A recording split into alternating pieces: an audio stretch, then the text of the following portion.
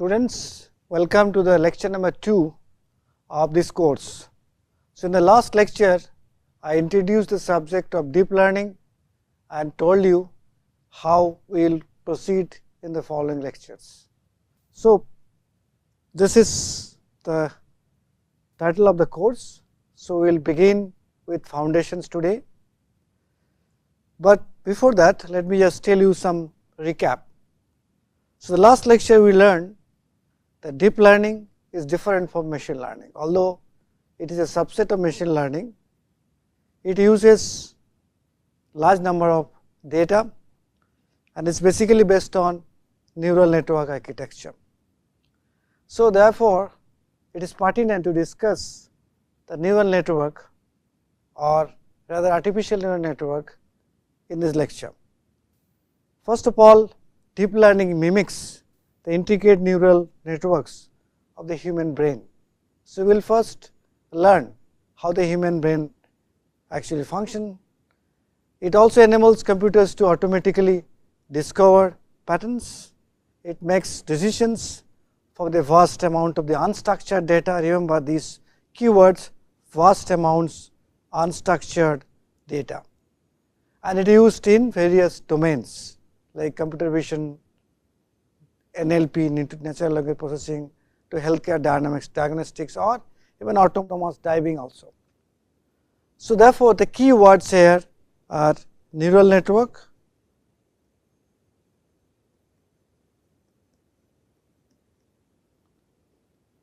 and vast amount of unstructured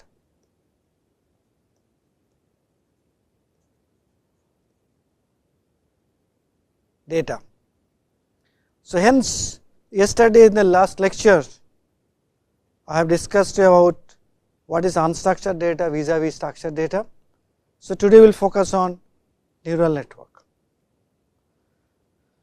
So, typically the reason we use deep learning is because our main focus in today's world is to use technology driven automation. We know that industry 4.0 is already in force. So, in order to have industry 4.0, we must have technology driven automations, smart and intelligent systems, including various kinds of softwares in various applications like healthcare, business, smart cities, cyber security, etc., etc. So, hence deep learning will approach, it has grown quite a lot in the last couple of years, because it provides you excellent solutions for the systems that provides you complex architecture and high dimensional data. It also plays an important role in building intelligent data driven systems, which is the need of the hour today because of the excellent learning capabilities from the large data. And it is expected to change the world as well as humans everyday life by automatic power and learning from experience. And that is why nowadays we connect deep learning with data science. So, in terms of data, we have discussed the 3 types of data we are going to use it or show you. First, the sequential data. This is a kind of data where order matters, that means set of sequences. When I am speaking from a particular time period and of the lecture and then ending at a particular time period of the lecture. Okay. Most of the lectures are 30-minute duration multiplied by 2, so that means total 60 minutes. So, then in a sequential series of data, we must start at certain time, end at certain time. These are like strict streams. If you remove the videos of the lecture, you can only hear me, that is nothing but a strict stream. Okay. That is very important text sequential data. You can also have audio segments. Many times you send messages, audio messages via social networks like WhatsApp or Facebook using audio fragments. And we are very famous with in the world that we know that we have what is known as reels, they are nothing but a video clips. So, these all actually are sequential data, example of sequential data. You can also have a time series video, like you are doing experiments, you are capturing the video of the experiments as a function of time. So, that becomes a time series data. A digital kind of image or video or text or audio streams, okay, whatever is basically makes these sequential data. Subsequently, you can also have what is known as image or 2D data. A digital image is basically nothing but a matrix. We will discuss about this in case of CNN, where we will show how we can digitize a particular image. It is a rectangular array of numbers, symbols or expressions that are arranged in rows and columns in a 2-dimensional array of numbers. What you have is a matrix, pixel elements or pixels, video elements or voxels or bit depths. The 4 essential characteristics are fundamental parameters. Any digital image has that. You are all grabbing images using your mobile phone camera almost every day. So, each digital image is consisting of such a kind of data. Tabular data is what you use in Excel files or CSV files or whatever. They are the primarily rows of or columns of data. We also told you that deep learning is not good when your data amount of data is less. Most of the machine learning algorithms function very good when number of data are less. So, when the number of data or amount of data is large, then only deep learning outperforms the machine learning models. So, there is a crossover you can see here between the performances of deep learning vis-a-vis other machine learning algorithms, and the gap increases as you increase the amount of data, correct. You can see that gap is increasing. So, it is not worth to use deep learning methods when your amount of data are less. Rather, you should try to capture more data. That is why this sequential time series data or video audio data are more useful, because you can get a lot of information out of it. And I showed also you this deep learning workflow. Let me reiterate again. So, first and foremost thing in a machine learning or deep learning algorithm is the data. So, we have to have a good understanding of the data, and we also need to do a lot of data engineering in terms of preprocessing of the data. Real world data are not worth directly to be used. You have to always process the data. So, first thing we do is to visualize the data in the real world, so that we know which are the important of data from all the others, which are outliers which you can remove. Many cases we preprocess data, remove the outliers or process data. We will talk about later how do you do that. If you are interested, you can go back to my lecture on the artificial intelligence course, and once you do the preprocessing and augmentation of data, then you can again do visualization and test for a simple task. Then you are sure whatever data you are going to use is of good quality. Once you are done with data, steps 2 will be the model building. Most of the models are basically based on neural networks. So, there you can have different types of learning, discriminative, generative or hybrid. We will discuss how we can do that. And there are models like MLP, multi-layer perceptrons, CNN, convolution neural network, RNN, GAN, autoencoders, deep belief networks, deep transfer learning, or hybrid models like AE plus CN. Okay. So, basically task will be what? Task will be predict the things, detect or classify the objects, right. These are the main 3 tasks normally the deep learning models perform. After you have done the modeling, step 3 will be validation and interpretation. So, you need to know how to validate it, you need to calculate the accuracies of that. That is why performance analysis is very important for any kind of deep learning model, and then you have to interpret it in terms of the physics of the problem and also make some conclusions. So, these are the 3 important steps. First is the data understanding and preprocessing, second is deep learning model at building and training, and third is what is known as validation and interpretation.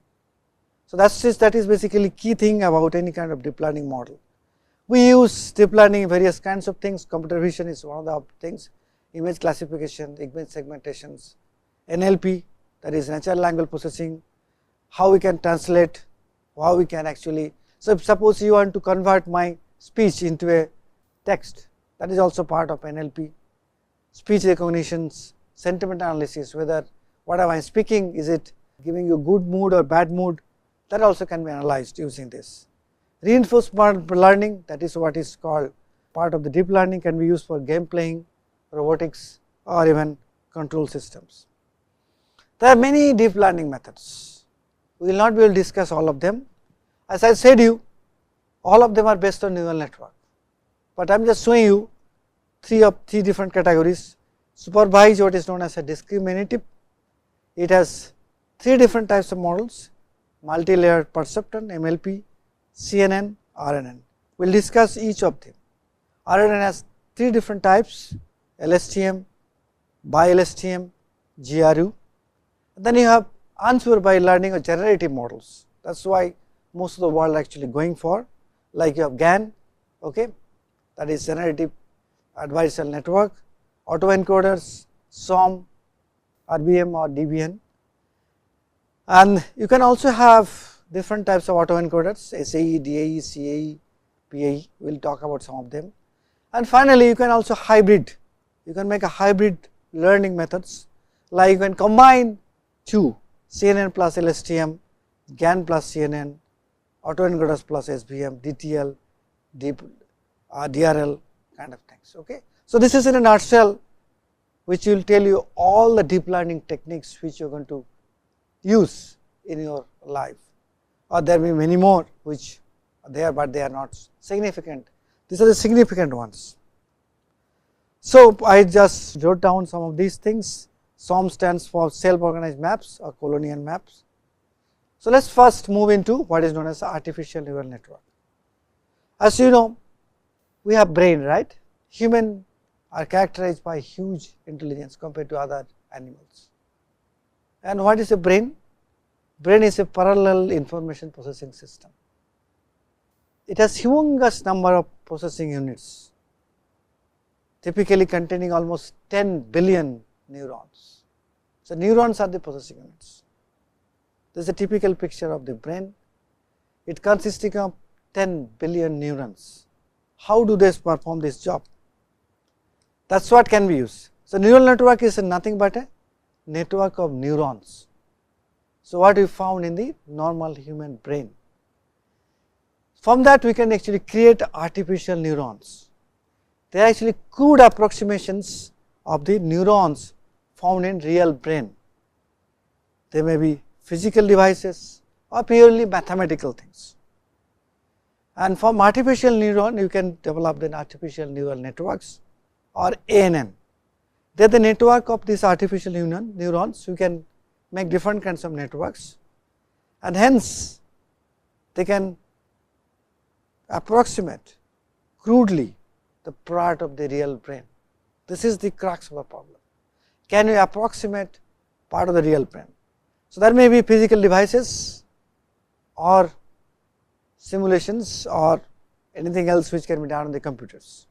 So, from a practical point of view, ANN is just parallel computational system consisting of many simple processing elements connected together in a specific way in order to perform a particular task. Please remember this. This is a very important statement. It is nothing but a parallel computing system consisting of many simple processing elements connected together in a very specific way in order to perform a particular task. So, first it is a parallel computational system. You have to understand what is parallel computational system, and then it is consisting of many processing elements. It can be millions of processing elements, and these processing elements are connected in a specific way. One should never lose sight of the how crude the approximations are, but how oversimplified ANNs can be made compared to our real brains. That is what one should focus. Remember, human brain is very complicated. We even not understood how human brain works. So, that is why this crude approximation, which will look like a crude way, but it not, it is a very simplified version, but it helps to develop this. How things has happened? In 1943, McCulloch and Pitts first time proposed McCulloch and Pitts neuron model. We will talk about today that. And then 1949, Hebbs published his book, The Organization of Behavior, in which Hebbian learning rule was introduced. So, remember, it started in 1940s, just after the discovery of computers. So, human were always very exploratory in mind, trying to discover new things always. So, 1958, Rosenblatt, very important person, he introduced the simple single layer networks called perceptrons. So, remember these words, perceptrons. MLP stands for multi-layer perceptrons. Then 1969, classic work of Minsky from MIT and Purport on perceptron demonstrated the limits of single layer perceptrons. That is why in 1980s, Gosberg introduced his adaptive resonance theory, and 1982, Hopfield published a series of papers on Hopfield networks. Subsequently, Cohen developed self-organized feature maps, I already told you SOM, and backpropagation things came, and followed by IART variation, radial basis functions, and 2000 support vector machines were discovered. So, major things happened between 1943 and 1986. Major thing happened for the artificial neural network. So, now coming back to the human brain, that was simply to tell you how things have started happening. Our nervous system can be broken down into 3 stages. I am simplifying, oversimplifying. I am not a doctor, remember, I am an engineer who learned how this system works. So, please forgive me if I have not understood something or not able to tell you something. So, there may be some student who is having medical background learning my course. So, for that I am talking about it. So, human nervous system can be broken into 3 stages, that can represent like a block diagram. So, once you stimulate a human nervous system, you have receptors, we receive the signals, and then it goes to neural net. It goes like if you touch some hot body, it's a hot thing is a stimulus. So, our receptors, they receive the signal, pass the signal to the neural net, then you have effectors in your brain that understands the response. So, this is adapted from Arbib long back 1987, okay, almost 40 years back, quite 30 years. So, hence that is how things happen. So, you have receptors, you have neural net, and you have effectors, 3 important things. That is why there are 3 stages. Receptors receive the signal, neural net transfer the signal, effectors kind of process the signal to provide a response. So, receptors convert the stimuli from external environment into electrical impulses that convey the information to the neural net. Okay, that is what happens. Effectors convert this electrical signal or impulses by the neural net into a response as a system output, and neural net, which is a brain actually, continuously receives the information, perceives it, and makes appropriate decisions. This is how the flow of information happens. It is feed forward and feedback loop. You can see that feedback loops, feed forward and feedback loop. Please remember these concepts. These are very important when you talk about how the neural networks have developed. So, if I have to compare brain versus computer, what I can say? There are 10 to the power 14 synapses in the brain. In a computer, we can have maximum 10 to the power 8 or 10 to the power 9 transistors. That is quite a lot actually. So, processing speed of brain is very slow. Very slow means it is only 100 hertz, okay, compared to 10 to the power 9 hertz in a computer. But that 100 hertz is enough to do so many things, right. Style of computation in a brain is what? Brain computes in parallel processing systems. That is the key thing about brain, and distributed nodes where the computer mostly do serially and centralized. This is the main difference. Brain computes in a parallel processing units, and then the computer processes in a serial way. You have fault tolerance in brain, whereas computer is not fault tolerant. Brain is adaptive, it can learn very fast. Computer does not even compare with the infant's learning capabilities. Intelligence and consequences, brain is highly intelligent and conscious. Computers does not have any consequence, consciousness. It can show even lack of intelligence. Brain has been evolving over tens of millions of years, right? But computers have just started 60-70 years ago. So, that means what? This evolution is very slow in computers. How things are organized in a brain? The brain, there are both small scale and large scale anatomical organizations that can do different functions at lower and higher levels. So, let us talk about brains first, how the hierarchy. You have behavioral things, systematic, microcircuitous, neurons, dendrites, synapses, molecules, genetic things. ANN only neurons, microcircuits, we take only 2 out of 8 to develop ANN. So, a lot of things can be done. In the biological neurons, we already talked about this receptors and neural net and effectors. In a biological neuron, what all things are there? So, you have basically dendrites, you can see here dendrites that capture this signal, and this is cell body, it is a nucleus, it processes the signal. Then you have axon which transfer this signal to the axon terminal synapses, which then it transfer to the next neuron. That is what happens. This is a parallel processing system. One neuron to other neuron, neuron number 1 to neuron number 2. Okay. So, it is basically dendrites capture the signal, cell body processes the signal, and then it transfers to the next via the axon or axon synapses. Okay. Remember these words, axon synapses. And these things transmitted by neurotransmitters, vesicles, they are but nothing but fluids, and these transmitter receptors, they can actually help us to transmit things. So, in a nutshell, there are many neurons, they are connected this way, dendrites to cell body to axon to the synapses, axon to the synapses and to the dendrites again. That is how the parallel processing unit starts. Okay, you can see that. So, let us talk about the typical processing unit first.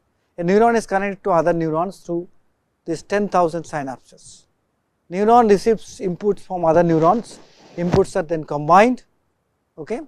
Once the input exceeds a certain critical level, neuron discharges a spike, a kind of electrical signal that travels from the body to the axon to the next neurons.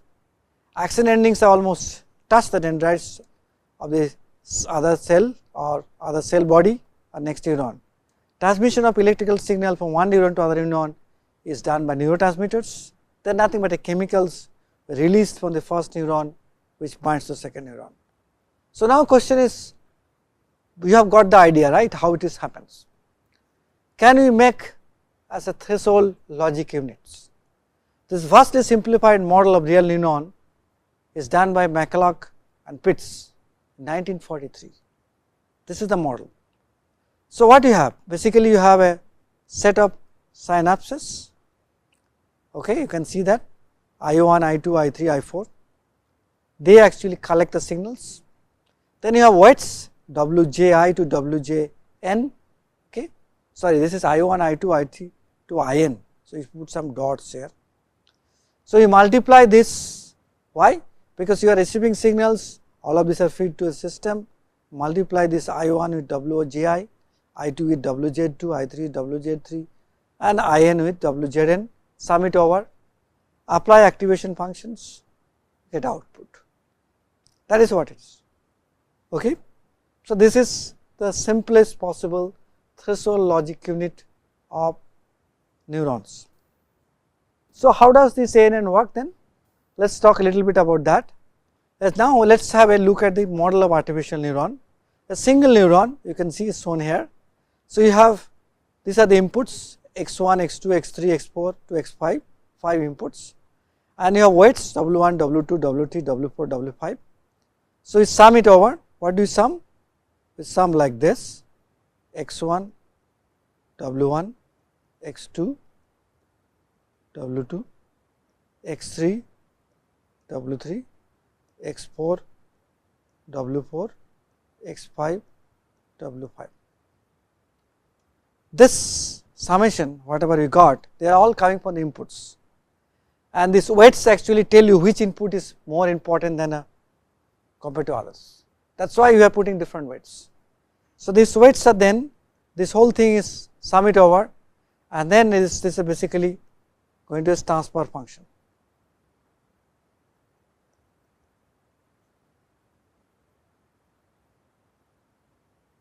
Okay. So, after that it goes to the next neuron.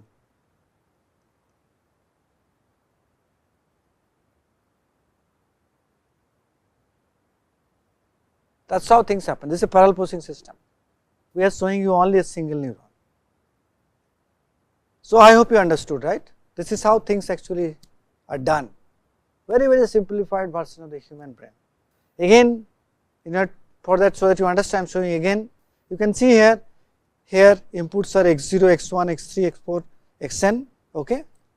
But in addition we have something called a bias. I will tell you what. In the last slide I did not talk about it. Your weights w0, w1, w2, w3, wn, and then why you are putting bias? Bias is basically you have to take care of any variation of your input data. So, remember whatever we are collecting as input data, they may not be perfectly correct data, there may be some errors. That is why we add biases. Okay. These biases will take care of the errors involved. So, you may ask why you are not taken biases on the weights. Weights are something which will vary in the process of simulation, the process of machine learning. So, therefore, weights do not have any biases, okay, or they are kind of a hyperparameters which you can change. Inputs are actual values which you obtain from the literature or something. So, therefore, inputs can have errors, and that is why these biases are added. So, then you multiply these weights plus. So, here is going to be like this, x0 w0, x1 w1 plus x2 w2 plus xn wn plus bias. This is what is sum it over. Okay. So, then once you sum it over, you can send it to a transfer function, that is what is known as f or activation function, transfer or activation function, and then from there it goes to the next neuron. Hopefully, you understood how things works. That is what is an artificial thing is, again similar kind of stuffs, how things are happened. Okay. So, output is a function of the input basically, that is affected by the weights, biases as well as the transfer function. So, we have different kinds of parameters to play with. One is weights, then you have biases B, and then you have also activation function.